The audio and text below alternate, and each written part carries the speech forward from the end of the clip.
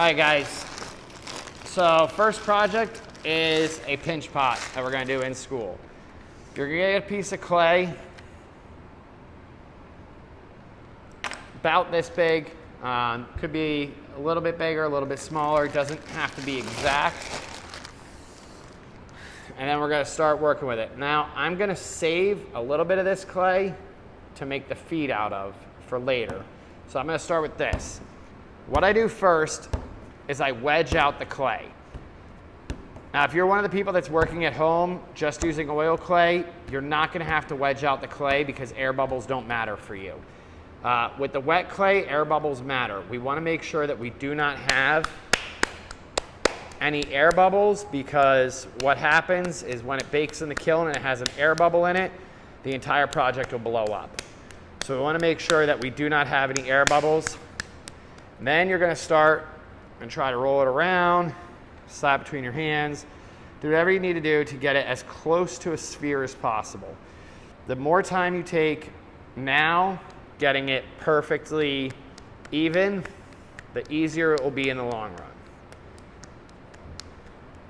Okay, so we have close to a sphere here. Okay, what I'm gonna do is I'm gonna take a little bit of water, put it on my thumb. Actually, real quick, I'm gonna do it with gloves on since that's what you guys are gonna be doing. Here, Christina, you can follow me.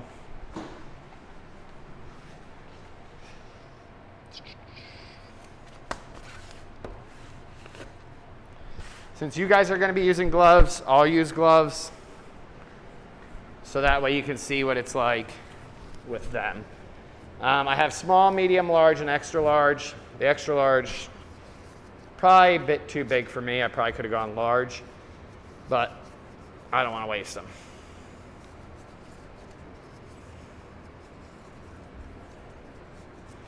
So we have the clay. What I'm gonna do is I'm gonna take a little bit of water.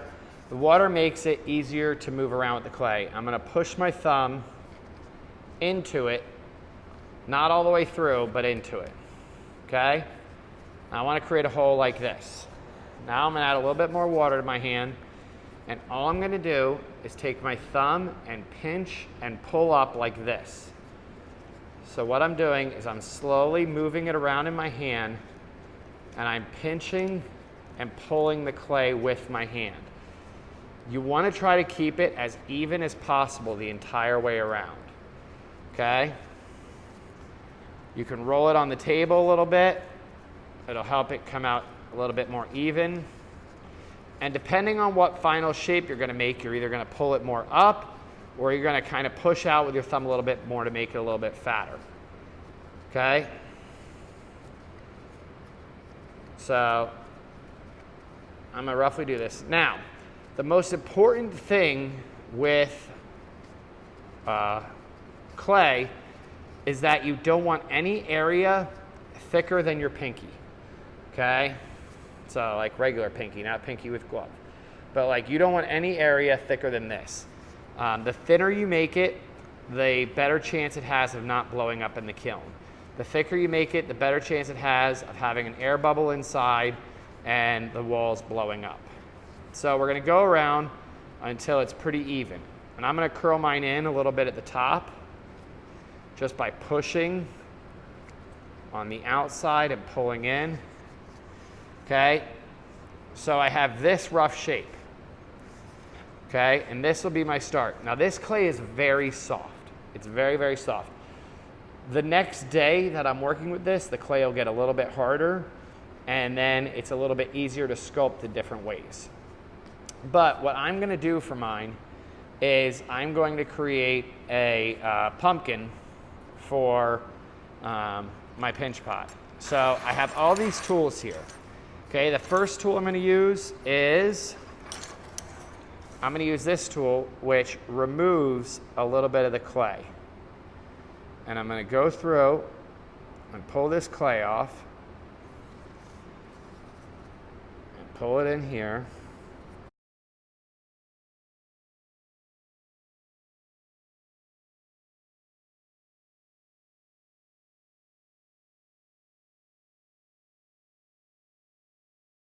So I'm going to go on and I'm going to create those creases that are in the pumpkin. Okay? So I could do it that way. Another way I could do it is I could take this tool and I can run it sideways and create the creases like this. So it all depends on how you want to do it. However, if I do them by removing the clay, I then need to take a brush with a little bit of water and go through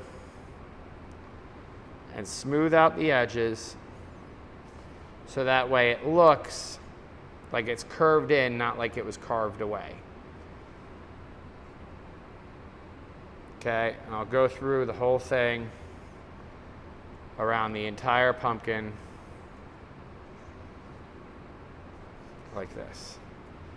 Okay, real quick, just for ease, I'm gonna do it this way for the last couple. Now, if it gets out of shape like this, it's okay right now because we can always kind of push it back later. And you might want to do a combination of the two, where originally I took some clay away, but now I'm going to go in and shape it a little better because this kind of shapes the bottom a little bit more interestingly. Okay, I'll put it down. Now, like I said, right now the clay is very, very wet. So the best thing for me to do at this point would be to let this sit for a day while it kind of dries a little bit. It will dry even when it's wrapped. It's gonna still lose a little bit of moisture. So for the next step, what I'm gonna do is I'm gonna take the clay and I'm gonna roll it out a little bit. I'm just using my hand to pat it. Now what you will notice is that I keep picking it up and flipping it. The reason I do that is if I were to roll it out completely without flipping it, it will get stuck to the table, and then as I pick it up, it's gonna rip pieces off, it's gonna rip in half. So it's important that as you're working, you roll it a little bit, you flip it. And you can even use any cylindrical tools to roll it thinner if you want to do that. So what I'm going to do for the feet is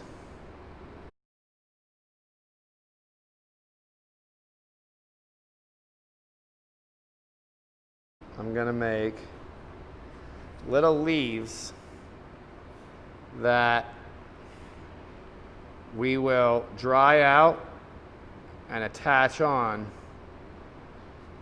and these are going to work as the footing underneath the pumpkin. So what I'll do is I'll kind of shape them out to how they would have to sit, and then I can either put this like this and let it dry, or I'll show you the other way if you want to work with it in one day. I'm going to try to make another one in the same space. Not exactly the best leaves in the world, but for a demo, they're fine. This one looks more like a lightning bolt, but whatever. And again, this is something that's going to take you guys a while. I'm kind of just rushing through it because I want you guys to see the steps, not necessarily exactly how to do it. Okay?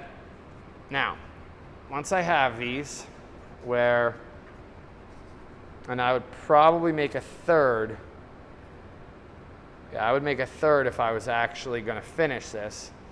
However, we could take these and we're going to come over here. Now, this looks like a hair dryer. It is not a hair dryer.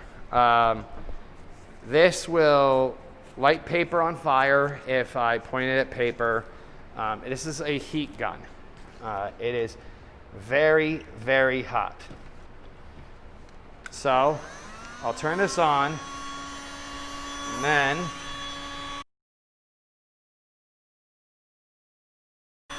what this is doing is it's going to dry this clay out So that way these will hold that shape way better. And as you can see, the ends are turning white. It will dry out the thinner parts first. But you can already see it's now holding these shapes that I wanted it to hold. I'm going to hit it with a heat gun from the bottom. And I'm just going to do this quickly just to harden it up a little bit.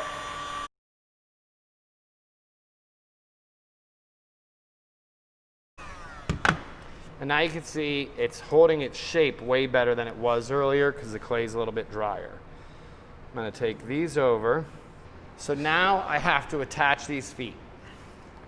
Okay, what I'm going to do is a process called slipping and scoring. I'm going to score this clay, and basically I just make it rough. I'm going to score the underside of this anywhere that I'm going to attach feet. Every one of you will be getting your own thing of slip. It looks like this. And it goes on to both pieces. And then you'll put it together like so. Okay, and all I'm doing is kind of just mushing it together a little bit to make one piece. Now you can see this leaf is still a little too wet. So what I can do is I can create a brace for it to hold it in the position I want it to be.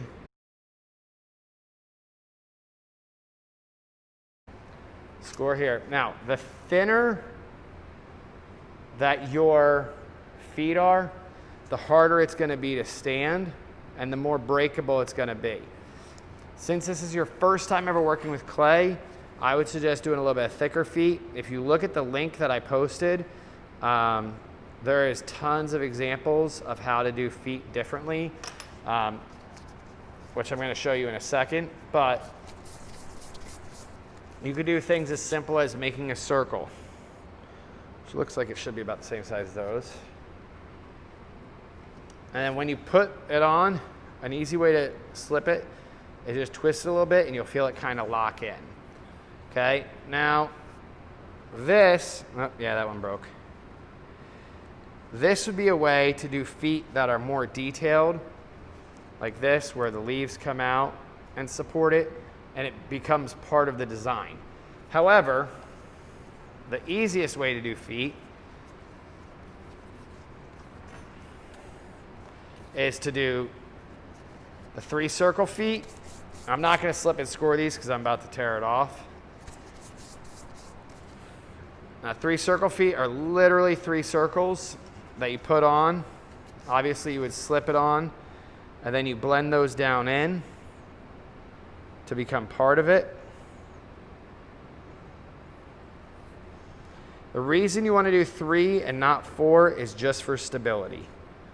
It's way more stable to do 3 than it is to do 4. And then you have your 3 foot. The other way is a coil foot, okay? Which is we take this clay, we roll it into a coil.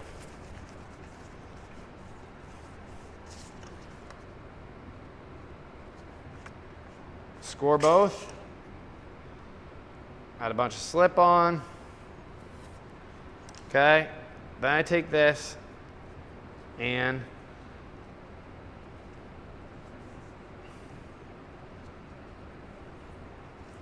I put it together. Remember how I said to twist a little bit? You can kind of feel it lock into position. And then I take one of these push tools and I go around the whole coil, smoothing it out, pushing it together. Now, when it's like this, I would not consider that finished. Okay? You would need to either take a rib tool and start smoothing the whole thing down so it looks like it's one piece, or use your finger and just a little bit of water to smooth it together so it looks like it's made of one piece.